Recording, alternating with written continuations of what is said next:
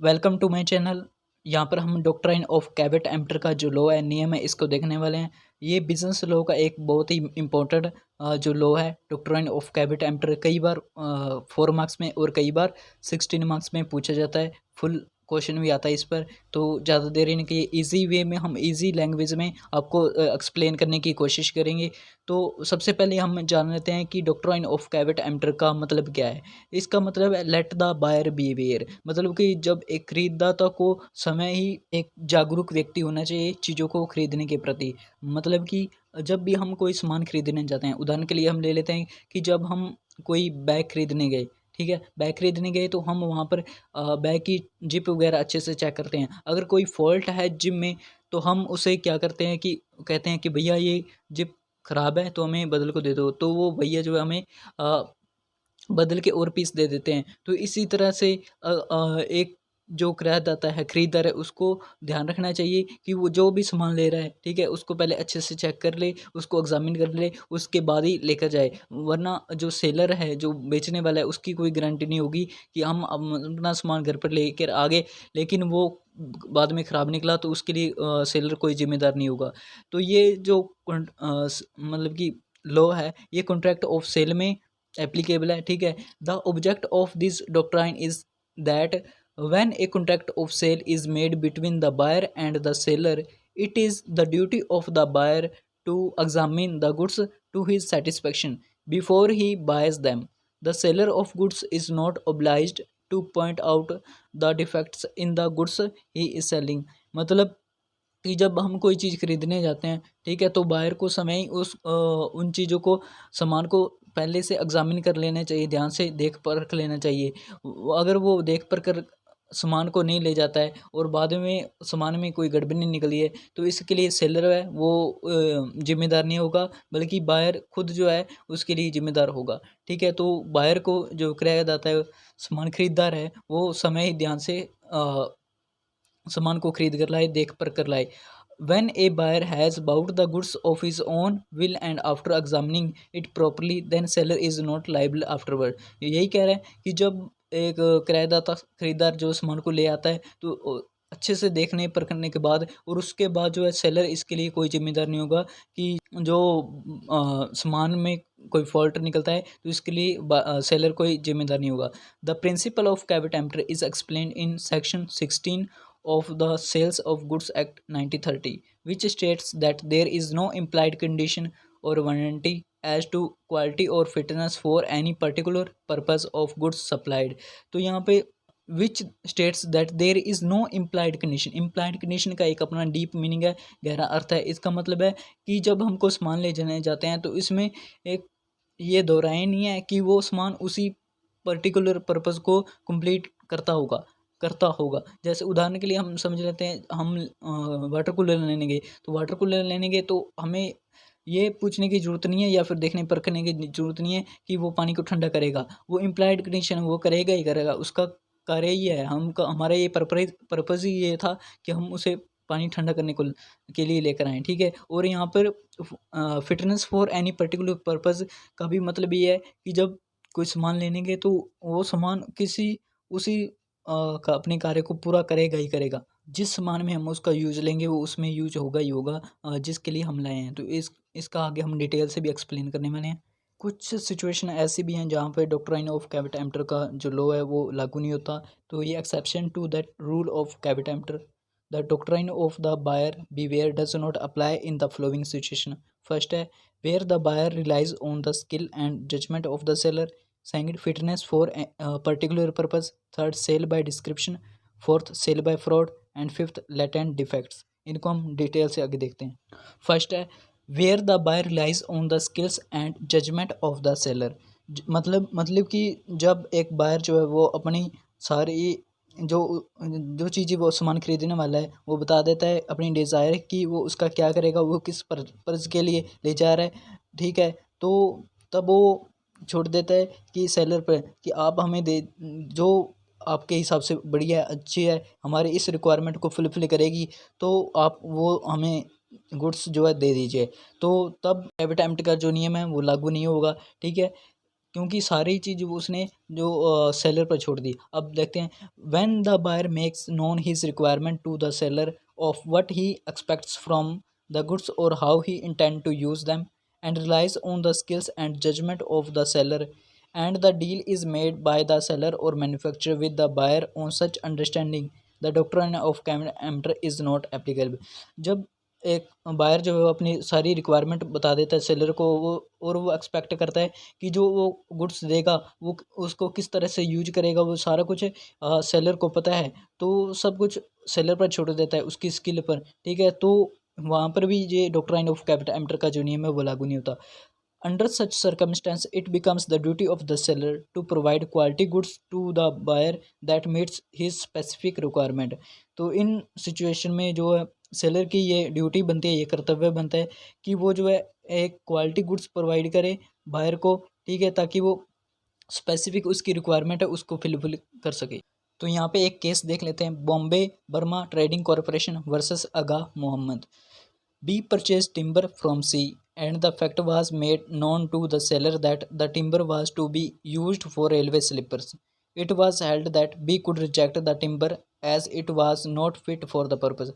यहाँ पे क्या होता है कि B टिम्बर परचेज करता है सी से, ठीक है, लेकिन वो उसे बता देता है कि वो रेलवे स्लीपर्स के लिए इस टिम्बर का यूज करेगा। लेकिन जो सी जो है वो टिम्बर प्रोवाइड करता है बी को, वो उसकी पर्पज़ को फुलफिल नहीं करता है। ठीक है, उस काम में यूज नहीं किया जा सकता है, तो ये बाद में पता चलता है। तो अब बी जो है वो रिजेक्ट कर देगा उस टिम्बर को, वो नहीं लेगा, मना कर देगा और कर सकता है। यहाँ पे इन स्थितियों में भी जो डॉक्ट्राइन ऑफ कैपिटल एम्प्टर का जो लॉ है वो लागू नहीं होगा। सेकंड है fitness for a particular purpose. The implied condition about the fitness of goods for a particular purpose in term of quality and usability in some circumstances depends on the custom or practices of a trade and the doctrine of buyer beware is not applicable। इसका मतलब है कि जब हम कोई सामान लेने जाते हैं तो इसमें ये इम्प्लाइड कंडीशन रहती है कि वो जिस पर्पज़ के लिए हम उस सामान को गुड्स को थिंग्स को लेने जा रहे हैं और लेकर आ रहे हैं, तो वो उसका मेन जो पर्पज़ है उसको फुलफिल करेगा ही करेगा। ठीक है, इसे हम सिंपल से उदाहरण से समझते हैं। For example, when a person boys A water cooler the implied condition is that it cools the water. जब हम कोई वाटर कूलर लेने जाते हैं तो इसमें ये इम्प्लाइड कंडीशन है कि वो पानी को ठंडा करेगा ही करेगा। जैसे हम मोबाइल लेने जाते हैं तो इसका मतलब है कि वो फ़ोन पे किसी से बात कर सकेंगे, ठीक है, कॉल कर सकेंगे। लेकिन फ़ोन के तो चलो हज़ारों यूज हैं, लेकिन इसमें इम्प्लाइड कंडीशन रहती है कि जिस पर्पज़ के लिए हम उसे लेने जा रहे हैं वो काम करेगा ही करेगा। जैसे कि हम एक फ़ैन लेने जा रहे हैं, ठीक है, तो इसका मतलब इम्प्लाइड कंडीशन है कि वो हवा देगा ही देगा। ठीक है, तो अगर वो हवा नहीं देता है तो हम उसे रिजेक्ट कर सकते हैं, वापस कर सकते हैं। तो ये इम्प्लाइड कंडीशन रहती है ताकि उसका मेन जो पर्पज़ है वो उसको फुलफिल करे ही करे। थर्ड है सेल बाय डिस्क्रिप्शन। इसका मतलब है कि जब एक बायर जो है अपनी डिज़ायर जो बता देता है कि वो उस किस चीज़ को ख़रीदना चाह रहा है, ठीक है, उसको किस किस पर्पज़ में लेगा, ठीक है, वो डिस्क्रिप्शन उसका फुल डिस्क्रिप्शन बता देता है कि ये चीज़ ऐसी होनी चाहिए, इस तरह से होनी चाहिए, वैसी होनी चाहिए। तो उसके बाद सेलर जो है वो ये नहीं कह सकता कि यहाँ पे डॉक्ट्राइन ऑफ कैपिटल एम्प्टर का लॉ लागू होगा।